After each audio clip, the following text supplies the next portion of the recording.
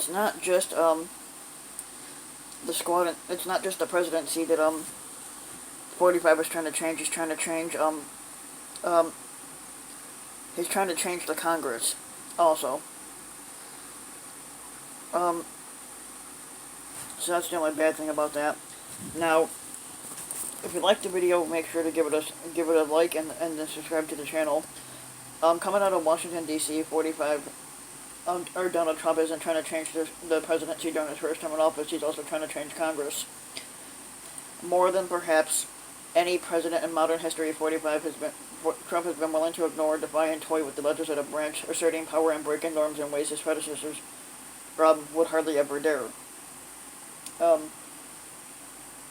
Republicans shrug it off as Trump, leaving Democrats almost alone to object while the Democratic-run House took the extraordinary step of impeaching the squatter, or president, whatever you want to call him, because even though he's technically not a president anyway, the GOP-controlled Senate acquitted. Over time, there has been a noticeable imbalance of power, a president with few restraints drifting toward what the founders had warned us about. Think of it as the incredible shrinkage of Congress, said historian Douglas Brinkley. It's created the massive void in our democracy, Brinkley told the Associated Press. As Trump seeks re-election with the country facing crises unseen in a lifetime, Congress is confronting questions about its ability to shape the direction and future of this nation. This week, the Supreme Court weighed in, acknowledging the clash between rival branches of government over Trump's financial records. Chief Justice John Roberts, writing for the majority to return the case to lower courts, and that while the subpoenas for the documents were broad, the president went too far in claiming viral immunity from congressional oversight. What was at stake here? Is the president above the law? No, said House Speaker Nancy Pelosi, who's a Democrat from California, taking the ruling as a win for her end of Pennsylvania Avenue. The erosion has taken place in ways large and small. First, Trump took money for his promised border wall with Mexico without lawmaker approval, circumventing Congress's bedrock power over spending. Then he began to fill top posts with officials who did not have the support of senators, negating their role to advise and consent on nominees. And when the House launched investigations that led to impeachment, the ultimate check on the executive, Trump refused to comply with subpoenas, declaring that they were invalid. The courts are now left to decide. Presidents have almost always reached to grab power. Abraham Lincoln issued the Emancipation Proclamation to free the enslaved people. Barack Obama issued executive actions on immigration when Congress wouldn't comply. But typically, presidents only go so far, knowing Congress is eyeing their every move, ready and willing to intervene. The executive knows they may soon need votes from lawmakers on other matters, creating a need for cooperation. Trump rejects that model outright, treating the Congress as support staff to his presidency and relying on sheer force of personality to shape the government to his will. A simple Trump tweet can cower critics and reward loyalists all the same. His power only grows as lawmakers, particularly Senate Republicans, stay silent. The result is an exhaustive, head-spinning era that's turning Capitol Hill into a spectator stand for those watching, reacting and shaking a fist as their institutional prerogative is slipping away. There's a deeper institutional question, said Senator Angus King, the independent from Maine, that Congress is abdicating its responsibilities to this executive.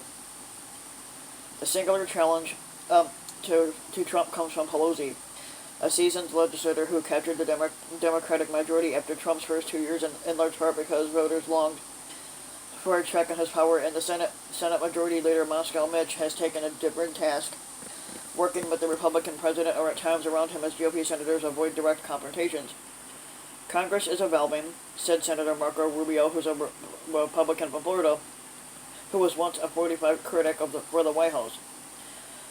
Rubio acknowledges that Congress is a different place than when he had arrived a decade ago on the Tea Party wave. He wishes at times that Congress would be more assertive. America is going through a transformational moment, as we have many times in our history, he said. He notes that lawmakers still join forces, including on his legislation on human rights in Hong Kong. It's easy to watch what is happening here today and think that these are the worst times in congressional history. That's not accurate. But day in and day out, Congress is most unwilling to pull together, Republicans declining to join Democrats to rebuke the president when he overreaches or confronts him with bipartisan legislation to force his hand.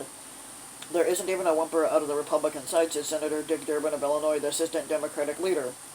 Every president does that, and they will push their authority as far as they can, Durbin said. For Trump, it's been nonstop. The forces diminishing the Congress have been at work for some time, as relentless partisanship leave lawmakers unable to meet the moment and produce solutions for a splintered nation. Polling shows Americans overwhelmingly support the legislative response to many top issues. They back changes to policing tactics policing tactics in the aftermath of mass demonstration over the deaths of black Americans at the hands of the law enforcement. They support background checks on firearm purchases to stem the violence and mass shootings, and they want immigration law changes, particularly to protect young immigrants from deportation. Over and over, Congress has failed to deliver, and the void and buoyed by it, 45 extensions reached. Sarah Bender, a professor at George Washington University, said that the Constitution's separation of powers can only take the country so far. Parchment doesn't stop these battles, she said.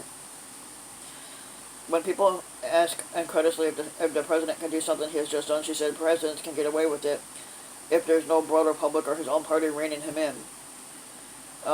Brinkley warns that Congress exerts itself with Pelosi's House and McConnell's Senate pulling together to bring the nation to common ground. 45 will press on, emerging as the nation's first authoritarian executive. Those are the people's houses. That's where the people's voices are heard. He said they need to show the American people that Capitol Hill is working. And also, I want to throw a list in there because I just found this out. Shooting and point guard. I think he's a point guard or shooting guard. Russell Westbrook for the Houston Rockets has tested positive for the coronavirus, so that sucks. He is one of the greatest players to watch. But I'm hoping that he does make it through a speedy recovery, and we'll go from there and see what happens to him. But yeah.